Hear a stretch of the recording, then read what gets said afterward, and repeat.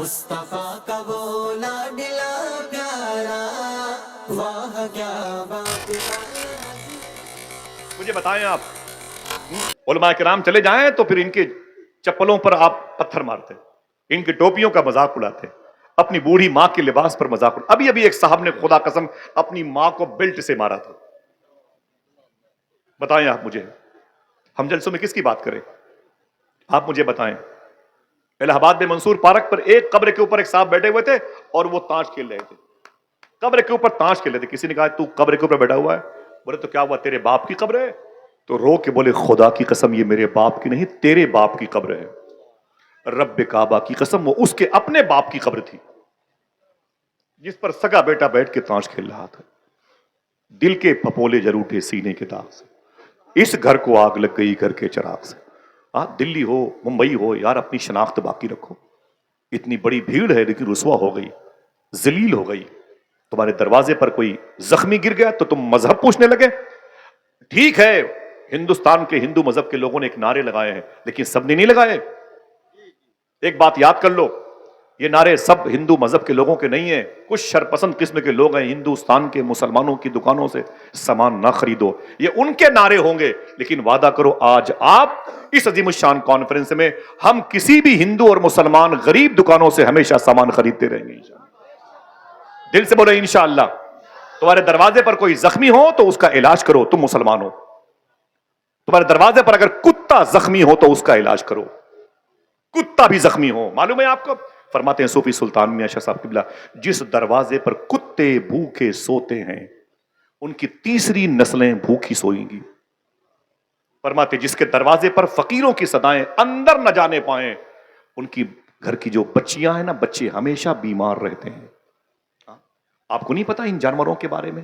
ہمارے بچے لاٹھیاں لے کے ان کے ہاتھ پاؤں توڑتے رہتے ہیں۔ آج سے 900 سال پہلے بغداد شریف سے 550 کلومیٹر کے فاصلے پر ام عبیدہ ناصریہ کی زمین ہے جہاں پر ایک بزرگ لیٹے ہوئے ہیں جن کو شیخ کبیر احمد رفاعی کہتے ہیں۔ شیخ کبیر احمد رفاعی کہتے ہیں۔ پھر سنیں آپ، شیخ کبیر احمد رفاعی کہتے ہیں۔ نام کوئی لے سکتا ہے؟ آدھا ہی بول دو، شیخ کبیر احمد بولو بھائی۔ شیخ کبیر احمد معلوم ہے کتنے بڑے بزرگ ہیں؟ 900 سال پہلے مدینہ شریف گئے تھے حضور کی بارگاہ میں اور جا کے روضے مصطفیٰ کے قریب بولے سرکار، سلام کیا، کہا سرکار بہت دور سے آیا ہوں، بصرہ ام عبیدہ ناصریہ بغداد عراق سے آیا ہوں۔ وہاں جب میں سلام کرتا تھا تو فرشتے سلام کا جواب لے کے آتے تھے۔ آج میں خود آپ کی بارگاہ میں آ گیا ہوں، سلام کر رہا ہوں، تو آج تو میں اپنے کانوں سے جواب سننا چاہتا ہوں۔ کانوں کا مطلب سمجھا ہوگا تب نہ بولتے سبحان اللہ، بیٹھے ہوئے نعرہ لگانے کے لیے۔ بولے آج میں اپنے کانوں سے آپ کا جواب سننا چاہتا ہوں۔ خدا کی قسم حضور کی قبر انور شریف سے ان کے سلام کا جواب آیا تھا۔ اچھا ایک آدمی ہاتھ اٹھا کے بولے جواب آ سکتا ہے کہ نہیں؟ اونچی بولے آ سکتا ہے کہ نہیں؟ وہیں سے تو آ سکتا ہے، ٹاپک ہی نہیں ورنہ بتاتا۔ جو کہتا ہے حضور یہ نہیں جانتے، حضور یہ نہیں جانتے، صوفی صاحب کہتے ہیں اس ظالم سے کہہ دے تیرے اس نہ جاننے کو بھی حضور جانتے۔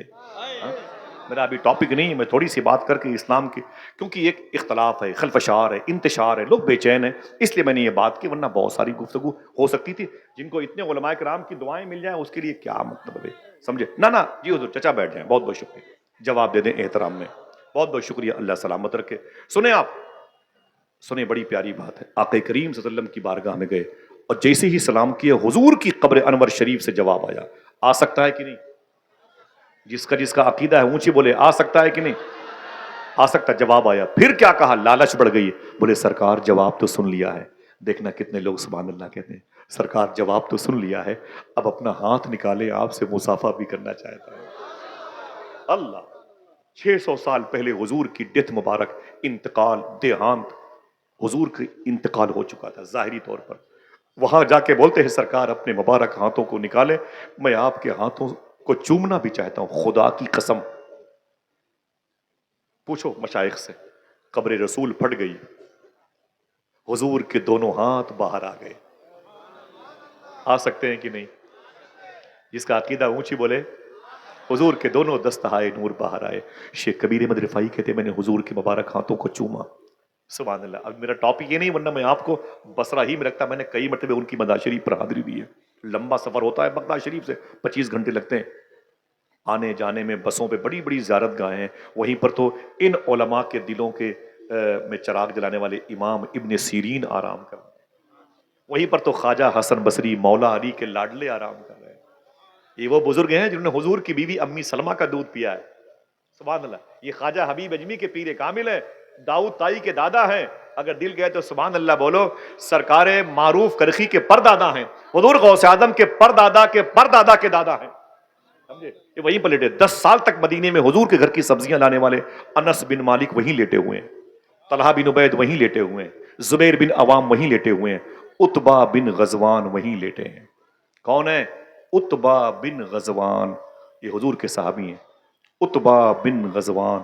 نام کیا لیا میں نے؟ عتبہ. بولے ان کی ایک آنکھ نہیں تھی. کسی نے پوچھا بعد میں، عتبہ تمہاری ایک آنکھ کیا ہوئی؟ بولے میدان میں تھا حضور کے ساتھ، دشمن کا پیچھا کیا، گھوڑے پر بیٹھا ہوا تھا، اس کو اٹھا کے پٹک دیا، میں نیچے آ گیا، نیچے پٹکا اس کو تو نیچے، وہ نیچے میں اوپر تھا. اچانک میرے سامنے ایک لڑکی آ گئی دشمن کی، وہ خیمے کا پردہ ہٹا کے جہاں میں نے اسے پٹک رکھا تھا وہ سامنے کھڑی ہو گئی. لڑکی بڑی حسین تھی. تو عتبہ کہتے ہیں میں اسے دیکھنے لگا، ٹکٹکی باندھ کر کے، دشمن میرے قدموں کے نیچے تھا، میں اسے ذبح کرنا چاہتا تھا. عتبہ کہتے ہیں سامنے مگر وہ لڑکی آ گئی، حسن کی زلفوں میں مجھے قید کر لیا. وہ لڑکی بڑی خوبصورت تھی. جنگ کے میدان میں اس نے مجھ پر ڈورے ڈالے اور میں اس کو آنکھ بند کر کے ٹکٹکی باندھ کے دیکھنے لگا. اچانک مجھے خیال آیا، عتبہ تو یہ کیا کر رہا ہے؟ جن آنکھوں سے حضور کو دیکھتا ہے ان آنکھوں سے فحش لڑکیوں کو دیکھتا ہے. میرے دشمن کو چھوڑ دیا، تلوار کو یوں تبدیل کیا اور زور سے اپنی آنکھ پر یوں مارا تو آنکھ کا ڈھیلا میری آنکھوں سے باہر آ گیا. جب نیچے گرا میری آنکھ کا ڈھیلا تو میں نے اسے جوتے سے مسل کے یہ کہا، سن، جو آنکھ حضور کے علاوہ کسی اور کو دیکھنا چاہتی ہو میں اسے اپنے ساتھ رکھنا نہیں چاہتا. یہ وہی لیٹے ہوئے. چلو گے انشاءاللہ؟ بولو ہاتھ اٹھا کے چلو گے انشاءاللہ؟ اللہ کے ولیوں کی بارگاہوں میں، غوث پاک میں چلو گے انشاءاللہ؟ میرا ٹاپک نہیں ورنہ بتاتا کبھی غوث پاک کی بات ہے. چلیں گے انشاءاللہ؟ بات کریں، بس ختم ہو رہی بات ہے. اچھا لگا مجھے آپ سب سے ملاقات کر کے، لیکن دین تھوڑا سا سیکھ جائیں. کیا بیس تھا جو اسلام پھیلا اور کیا بیس ہے کہ مسلمان رسوا ہو رہے ہیں. بس کچھ کرنے کی ضرورت نہیں، آپ پڑھے لکھے لوگ ہیں. شیخ کبیر احمد رفاعی واپس آ گئے بصرہ. جب واپس آئے تو کسی نے پوچھا تھا آپ کے اندر خوبیاں کیا ہے کہ حضور نے اپنا ہاتھ چومنے کو دیا. اب علماء کرام کے لیے بڑی بات، جتنے لوگ بیٹھے ہوئے سب کی جوتیاں میرے سر کا تاج، سب کی جوتیاں میرے سر کا تاج. ان کی دعائیں مل جائیں تو پھر کیا کہنا. الحمدللہ رب العالمین. بغداد میری منزل ہے، میں بہت صبر کر رہا ہوں، غوث پاک کی باتیں نہیں کر رہا ہوں. ہاں میری سرشت میں داخل ہے. کاش بغداد میں گھر اپنا بناتے جاتے، دیکھتے آپ کے دربار کو آتے جاتے. چلیں گے بغداد شریف انشاءاللہ؟ تقریباً 15 یا 17 دن باقی ہیں مجھے بغداد شریف جانے میں. جاؤں گا تو آپ یاد آئیں گے انشاءاللہ. دعا کرو ان سارے مبارک لوگوں کا سلام سیدنا شیخ میں پیش کروں، اور کبھی وہ دن آئے کہ اللہ ہم سب کو صحن قادری میں بیٹھ کر کے غوث پاک کی مجلس سجانے کی توفیق عطا فرمائے. ذرا ہاتھوں کو اٹھا کے بولو لبیک یا غوث اعظم. ذرا اونچی آواز میں، اونچی آواز میں ایک مرتبہ پھر سے بولیں. بس اب آواز سنبھال کے رکھیں، یہ آوازیں بعد میں کام آئیں گی انشاءاللہ. بعد میں بہت بہت شکریہ، بہت بہت شکریہ آپ کا. میں معافی بھائی ہو گیا یہ سب کی طرف سے، میں اسے رکھ لیتا ہوں. ٹھیک ہے بھائی، بہت بہت شکریہ.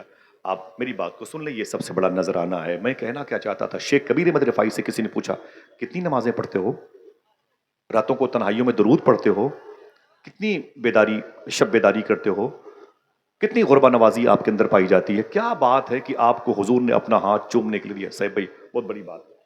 جتنے طلبہ بیٹھے ہوئے ہیں، یہ میری ٹوپی اگر بغداد کی نہ ہوتی تو میں ان کے قدموں کے نیچے رکھتا. سن لیں آپ.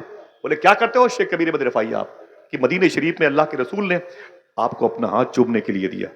کیا کرتے ہیں، کیا ہے کوالٹی آپ کے اندر؟ تو شیخ کبیر احمد رفاعی رونے لگے. بولے مجھ سے پوچھتے ہو کس بیس پر حضور نے اپنا ہاتھ چومنے کو دیا؟ بتا دوں آپ کے ہوش ٹھکانے آ جائیں گے. کہا ہاں. کہا میں کتوں سے کی بڑی خدمت کرتا ہوں اس لیے حضور مجھ سے محبت کرتے ہیں. کتوں کی خدمت کی وجہ سے حضور مجھ سے محبت کرتے ہیں. اللہ اکبر.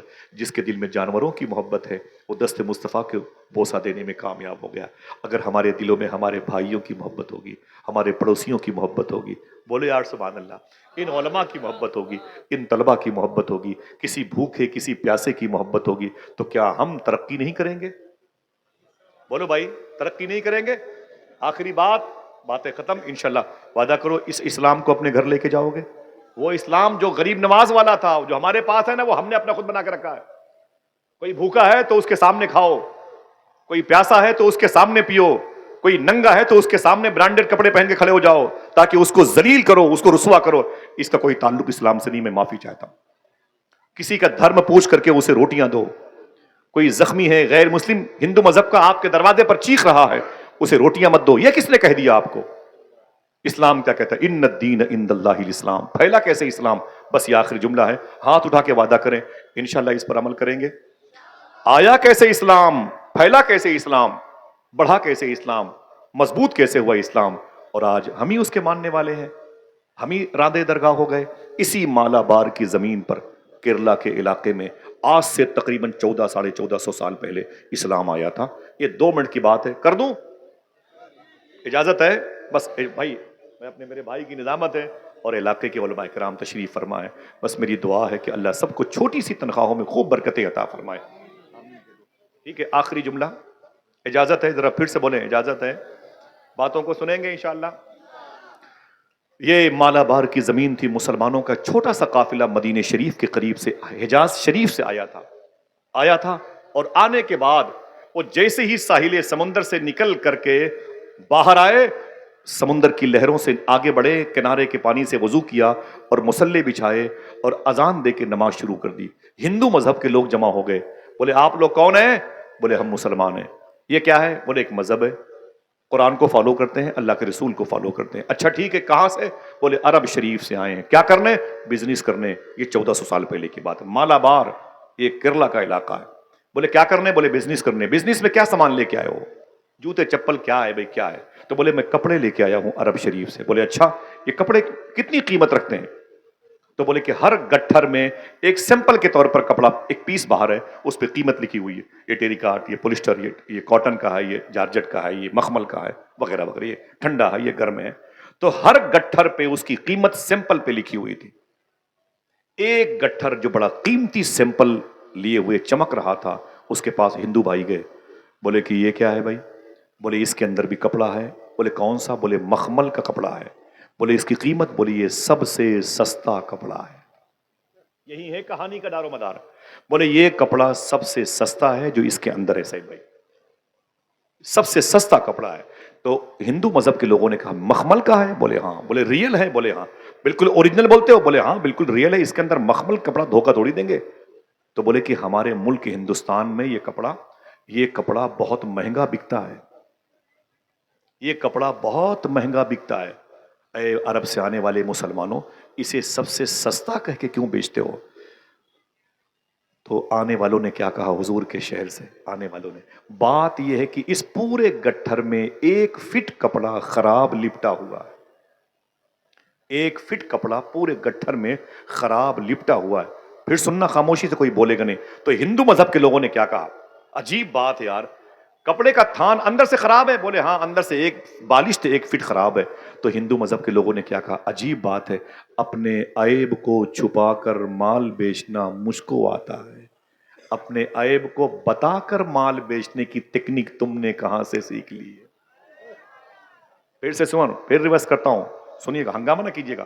اپنے عیب کو بتا کر مال بیچنے کا طریقہ مجھے آتا ہے، اپنے عیب کو ظاہر کر کے مال بیچنے کی ٹیکنیک تم نے کہاں سے سیکھ لی ہے؟ اب اگر دل کہے تو سبحان اللہ کہنا. عرب سے آنے والوں نے کہا یہ بات ہمیں آمینہ کے لال نے بتائی ہے. کہا آمینہ کے لال؟ کہا کس نے کہا؟ محمد عربی صلی اللہ علیہ وسلم نے بتائی ہے. تو ہندو بھائیوں نے کہا ان میں محمد کون ہے؟ آنکھوں سے آنسو آ گئے. بولے کیسی باتیں کر رہے ہو، وہ تو مدینہ شریف میں، وہ کیوں نہیں آئے؟ تو پھر رونے لگے. بولے آپ کو علم نہیں ہے؟ بولے کیا؟ بولے ہمارے آقا نبیوں کے سردار انتقال کر گئے، وہ اپنی قبر شریف میں آرام کر رہے ہیں، اپنی قبر شریف میں آرام. جی کیا بات ہے، کیا کرنا ہے جی؟ کیا ہم کو کچھ بولنا ہے اس بچے کے بارے میں؟ تو کیا بولے کہ بچہ بچھڑ گیا کہ اس کے ماں باپ بچھڑ گئے ہیں؟ ہاں یہ اعلان صحیح تھا نا بھائی کہ بچہ بچھڑ گیا ہے. ہاں بچہ تو سامنے موجود ہے، بچے کے ماں باپ بچھڑ گئے. ٹھیک ہے، ان الدین عند اللہ الاسلام. مجھے بولے سب سے بہتر دین، ہاتھوں کو اٹھا کے بولے سب سے بہتر دین، ختم بات. ٹھیک ہے، اللہ آپ کو سلامت رکھے. بولے کہ بات کیا ہے؟ بولے بات یہ ہے کہ یہ قانون اللہ کے رسول کا ہے، محمد عربی کا. بولے محمد کہاں اس میں؟ تو بولے وہ تو یہاں نہیں مدینہ شریف میں. وہ کیوں نہیں آئے؟ رونے لگے. بولے وہ نہیں آئے، ان کا انتقال ہو گیا ہے.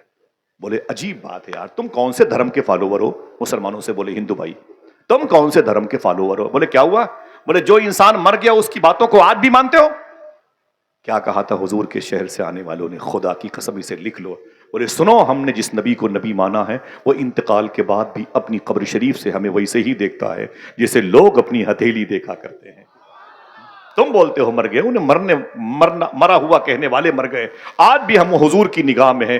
آج بھی ہم جہاں جاتے ہیں حضور کے اصول اور آئین اور آرٹیکل پر عمل کرتے ہیں، حضور کی نگاہوں کے سامنے بزنس کرتے ہیں. اتنا سننا تھا. اگر آپ بہرے نہیں ہیں نا تب سبحان اللہ ضرور کہیں گے.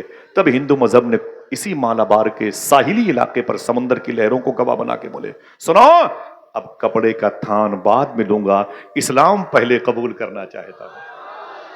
میرے بھی دروازے پر لکھ اٹھے ان الدین عند اللہ الاسلام. جو اسلام غیر ملک میں بھی جا کے محبتوں کی فضا قائم رکھے، وہ اپنوں کے ساتھ کتنا اچھا سلوک پیش کرنے کا سسٹم دیتا ہوگا. ہاں پھر آہستہ آہستہ اسلام پھیلا تو پورے ملک میں پھیلتا چلا گیا. آئیے دوستو، مسلمانوں کے سامنے آج ایک بڑی ٹریجڈی ہے، اختلافات بہت جاتا ہے، بڑی پریشانیاں ہیں. تم سے کوئی بات کرنے والے ہیں، تمہارے کام آسانی سے نہیں ہوتے اور تمہارے گھروں کو مسمار کیا جاتا ہے، تمہاری مذہبی نشانیاں مٹائی جاتی ہے. وجہ یہ کہ ہے کہ آپ کے پاس جو آپ کی حلال رقم ہے، صوفیہ کہتے ہیں آپ اسے خدمت اور انسانیت کی خدمت میں لگا دو، کیونکہ آپ کے پیسوں میں برکت ہے، آپ کے پیسوں میں تجلیاں ہیں، آپ کے پیسوں میں انوار ہیں، آپ کے پیسوں میں نرمی ہے. جب آپ اپنی ایک حلال کے پیسے کی چائے کسی غیر کو پلاؤ گے نا تو اللہ اس کے دل کو نرم کر دیتا ہے. بڑی بات ہے. پھر اس کے بھی دروازے پر آہستہ آہستہ ان الدین عند اللہ الاسلام کا اسٹیکر لگ جاتا ہے. درمیان سے کوئی ہے جو ایک نعرہ بلند کرے کھڑے ہو کر کے؟ میں جاتے جاتے اس کو اپنے ساتھ لے کے جاؤں. ذرا پورا مجمع دونوں ہاتھوں کو اٹھا کے جواب دے الحمدللہ. جیتے رہیے ماشاء اللہ. اللہ سلامت رکھے، اللہ سلامت. سنسان ہے فضا بڑی اندھیری رات ہے، رہبر خاموش ہیں تو لٹیروں کی گات ہے. اے رہزنوں یہ جان لو، یہ جسم لوٹ لو، یہ دل نہ دوں گا اس میں مدینے کی بات ہے. صاحبو آپ مبارکباد کے مستحق ہیں. آئیے رزق حلال کی طرف، آئیے صدق مقال سچ بولنے اور حلال کھانے کی طرف آ جائیں. انشاءاللہ حضور غوث پاک نے فرمایا تم دو کام کرنے کی ذمہ داری لے لو، عبد القادر تمہاری بخشش کی ذمہ داری لے لیتا ہے. زندگی میں کبھی کوئی بات شریعت کے خلاف میری زبان سے نکلی، میں توبہ کرتا ہوں، استغفر اللہ ربی من کل ذنب واتوب الیہ، لا الہ الا اللہ محمد الرسول اللہ صلی اللہ علیہ وسلم. میرے ان بھائیوں کی ثنا خوانی، بات کی گفتگو اور پھر قائد سرفروشاں علامہ مفتی سلمان اظہری شاہ صاحب قبلہ کا آنا، اتنی مبارک اور ایک تاریخی مجلس کا اہتمام، خوبصورت میرے بھائی کی نقابت، علماء کرام کی قیادت اللہ قبول فرمائے. اپنے حبیب کے توسل میں میری دعا ہے زندگی میں ایک مرتبہ اللہ آپ سب کو حضور غوث پاک کی بارگاہ میں حاضری کا شرف عطا فرمائے. اللہ فلسطین کے شہیدوں پہ کرم فرمائے، ان کے زخمیوں پہ کرم فرمائے، محافظان بیت المقدس پہ کرم فرمائے، مجاہدین قبۃ الصخرہ پہ کرم فرمائے. موسم سرد ہے، جانوروں پر، پرندوں پر، مسافروں پر، مریضوں پہ اللہ کرم فرمائے. سادات کی محبت، اعلیٰ حضرت کے مسلک و مشرب پہ چلنے کی توفیق عطا فرمائے. میرے پیر کامل حضور تاج الشریعہ نے کہا تھا بلحوث سن سیم و زر کی بندگی اچھی نہیں، ان کے در کی بھیک اچھی سروری. اس کا انشاءاللہ ایمان پر خاتمہ ہوگا. ان کے نام سے یہ موہنیہ پلاسی ارریہ صوبے بہار کی مجلس ہے. آپ لوگ جیسے بھی ہیں ہم سے تو اچھے ہی ہیں. آپ تشریف لائے ہیں، اسکرین کے ذریعے سے ہو سکتا ہے کہ اگر یہ ڈاٹا موجود رہا تو کئی 100 سالوں تک آپ ریکارڈ ہو جائیں گے. بس شائستہ اور سنجیدہ انداز میں بیٹھ جائیں. اگر کوئی نعرہ لگانے کا ارادہ رکھتا ہے تو میں اس سے کہوں گا کہ وہ خاموش بیٹھے گا. زور سے داد و تحسین دینے کی للک اگر آپ کے اندر موجود ہے تو اس چراغ کی لو کو بھی اپنے آپ سنبھال کے رکھیے گا، اس کی روشنی کی ضرورت بعد میں پڑے گی. میں ایک سیدھی سادی سوچ کا اور ثقیل الفاظ و تراکیب سے اجتناب کرنے والا ایک ہلکا سا ذاکر ہوں. تقریر وغیرہ کرنے کے ارادے سے نہیں آیا، لیکن 30 سال ہو گئے عمر گزری ہے اسی دشت کی سیاہی میں. مجھے لگتا ہے کہ بھیڑ شاید کچھ زیادہ ہو گئی ہے، اس لیے بے چینی کے اسباب جو ہمارے سامنے موجود ہیں. آپ تقریباً 200 کلومیٹر دور سے چل کر کے آئے ہوئے. مائک والے بھائی صاحب آپ اس میں جو ایکو ہے اس کو بند کر دیں. آپ ایک کام کریں, دوسرا کام بتاؤں گا, یہ کام کر لیں گے تب. ایکو اس کا بالکل بند کر دیں آپ, ٹھیک ہے. اب اس کی آواز بڑھائیں آپ, اس کی آواز بڑھائیں, آواز. جی میں نے آپ کے زبان میں بات کی, اس مائک کی آواز بڑھا دیں آپ. جتنے کیمپس میں لوگ بیٹھے ہوئے ہیں ان کو میری آواز اور تھوڑی بڑھائیں بھائی جان. تو اچھا مائک ہے کیونکہ دور تک آوازیں پہنچانا بھی بڑا کام ہے. بہت بہت شکریہ آپ کا. نہیں ایکو نہ رکھیے گا, اسی کیمپس میں آواز رکھیے گا, اسی کیمپس میں آواز رکھیے گا. بیٹھ گئے بھائی جان؟ بیٹا بیٹھ جاؤ, کیا کر رہے ہو تم؟ بیٹھ جائیں.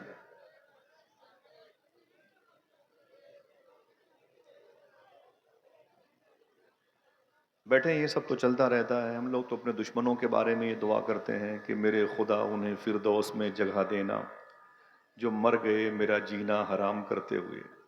ہاں تو آپ لوگوں سے تو ایسی کوئی خاص دقت مجھے ہے نہیں, میرا مزاج ہے. بھائی جان اس کی آواز یہی رکھیے گا, ٹھیک ہے؟ جیسے بھی ہے ٹھیک ہے, ماشاءاللہ. بیٹھ گئے بھائی جان, تھوڑی سی بات سن لیں. میں آپ کے سامنے موجود ہوں, قائد سرفروشاں حضرت علامہ شاہ مفتی سلمان اظہری شاہ صاحب قبلہ آ چکے ہیں. اگر یہ اعلان آپ تک پہنچ رہا ہے تو کم سے کم ایک آدمی ہی صحیح سبحان اللہ کہہ دے. اللہ نے بڑی وسعتیں, بڑا ہی مبارک ان کو لب و لہجہ عطا کیا ہے. اس کا ایکو بند رکھنا بیٹا, ایکو اس کا بند کرنا, ٹھیک ہے بھائی؟ آپ لوگ اپنی آواز کم کر دیں. ایک شعر نعت کا پڑھتا ہوں. جب نبی کے